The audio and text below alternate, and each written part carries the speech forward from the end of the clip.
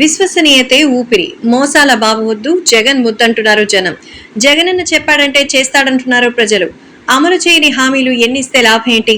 కదలని చెక్క గుర్రం ఎంత బాగుంటే ఏం లాభం? పాలివ్వని ఆవు ఎంత అందంగా ఉంటే ఏమి లాభం?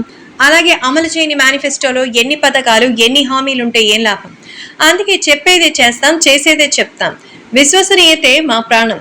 ఇచ్చిన మాట మీద నిలబడడమే మా విశ్వసనీయత అంటూ సీఎం వైఎస్ జగన్మోహన్ రెడ్డి విడుదల చేసిన మేనిఫెస్టో ప్రజల్లో ఆసక్తి రేకెత్తిస్తోంది. ఆకాశాన్నంటే హామీలు లేవు, ఇంటింటిలో బంగారం కుమ్మరిస్తామనే బొంకలు లేవు, ఊరువాడ పందిరేస్తాం, రోజు మీకు విందు భోజనాలు పెడతామనే మాయలు లేవు. రాష్ట్ర ఆర్థిక పరిస్థితిని వివరిస్తూ ఎక్కడికక్కడ ఏ ఏ వర్గాలకు ఏ విధంగా మేలు జరుగుతుందో అక్కడక్కడ అలా చేస్తూ వెళదామంటూ హామీ ఇచ్చారు.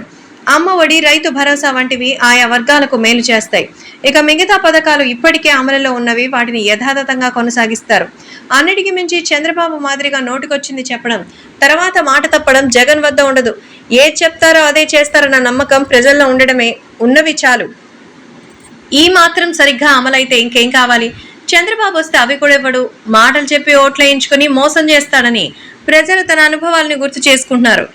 జగనన్న ఉంటే చాలు, ఉన్న పథకాలు అమలు చేస్తారనే నమ్మకం ప్రజల్లో కనిపిస్తోంది.